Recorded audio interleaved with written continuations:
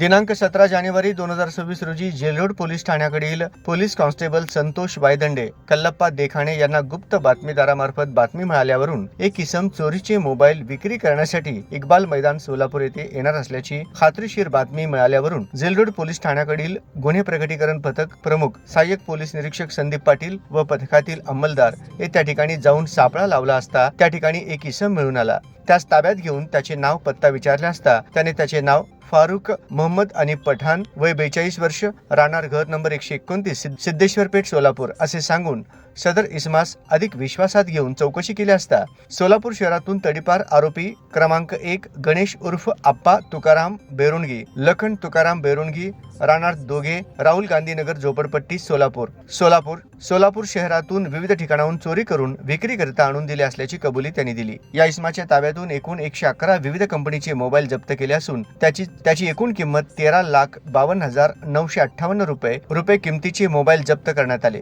ही कामगिरी एम राजकुमार, पोलीस आयुक्त सोलापूर, पोलीस उपायुक्त परिमंडळ विजय कबाडे, सहाय्यक पोलीस आयुक्त विभाग 1 प्रताप पोमंड, सोलापूर शहर यांच्या मार्गदर्शनाखाली वरिष्ठ पोलीस निरीक्षक शिवाजी राऊत, पोलीस निरीक्षक गुन्हे भाऊराव बिराजदार, सहाय्यक पोलीस निरीक्षक संदीप पाटील, सहाय्यक फौजदार MD नदाब, शरीफ शेख, गजानन कणगिरी, पोलीस हवालदार वसंत माने, धनाजी बाबर, अब्दुल वहाब शेख, पोलीस नाईक भारत गायकवाड, कॉन्स्टेबल संतोष वायदंडे, कल्लप्पा देखाणे, युवराज गायकवाड, उमेश सावंत, इकरार जमादार विठ्ठल जाधव यांनी केली आहे। येथील गुन्हे शोध पथक PI श्री राऊत, ACP श्री पोमन यांनी पुढाकार घेऊन गुप्त बातमीदारामार्फत बातमी काढून एक चोरीचे मोबाईल घेणारे मोबाईल दुकानदारास अटक करून त्याच्याकडून एकूण 13,52,000 रुपये किमतीचे 111 मोबाईल जप्त करण्यात आलेले आहेत।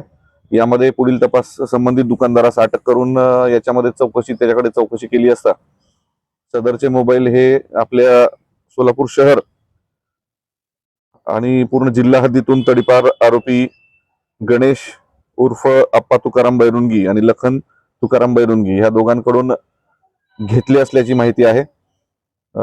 या दोघांनाही साधारण डिसेंबर 2025 मध्ये तडीपार करण्यात आलं होतं आणि या गुन्ह्यामध्ये त्या दोघांचा सुद्धा शोध घेण्यात येत आहे आणि त्या दोघांनाही अरेस्ट करण्यात येत आहे।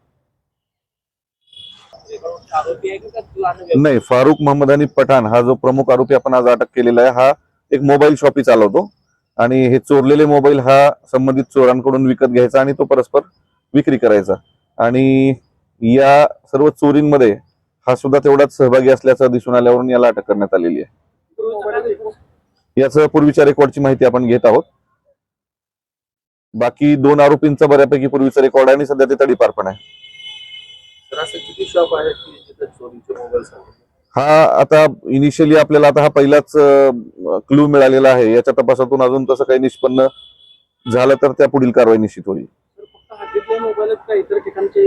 नाही, इतर ठिकाणचे सुद्धा याच्यामध्ये काही आहेत, सोलापूर शहरातलेच आहेत असं नाही, ग्रामीण भागातले सुद्धा आहेत, काही 1-2 विजापूरचे सुद्धा मोबाईल निघालेले आहेत। बऱ्यापैकी सोलापूर जिल्ह्यातले बऱ्यापैकी जास्तीत जास्त मोबाईल्स आहेत।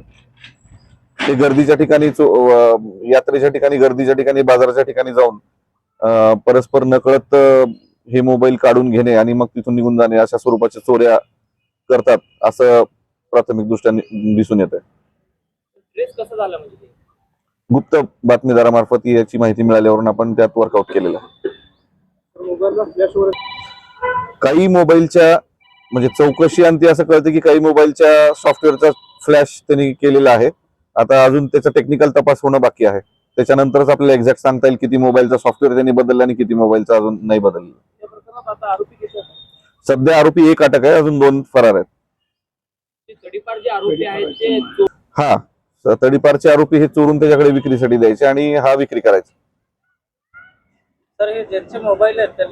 आता त्याच्या IMEI वरून आपण काही मोबाईलच्या बाबतीत आपल्याकडे गुन्हे दाखल आहेत, काही मोबाईलच्या बाबतीत आपण आता आज रिसेंटली गुन्हे दाखल केलेले आहेत।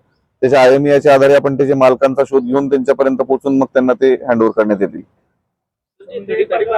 हे फारुककडे त्यांनी मोबाईल सप्टेंबर ते नोव्हेंबर या कालावधीत दिलेले आहेत आणि यांना तडीपार करण्यात आलेले डिसेंबर महिन्यात। काय आव्हान करणार? नाही, जुने मोबाईल खरेदी विक्री करणं हे काही चूक नाही। जुने मोबाईल विक्री करत असणाऱ्या व्यक्तीकडे त्याची पावती आहे किंवा नाही याची खबरदारी त्या संबंधित दुकानदारांनी घेणं आणि तो मोबाईल चोरीचा नाही याची खात्री त्यांनी करणं आवश्यक आहे। अदरवाईज हा जुना मोबाईल तो घेऊ शकतो आणि परत परस्पर विकू पण शकतो, तर त्यात काही लिमिटेशन नाहीये.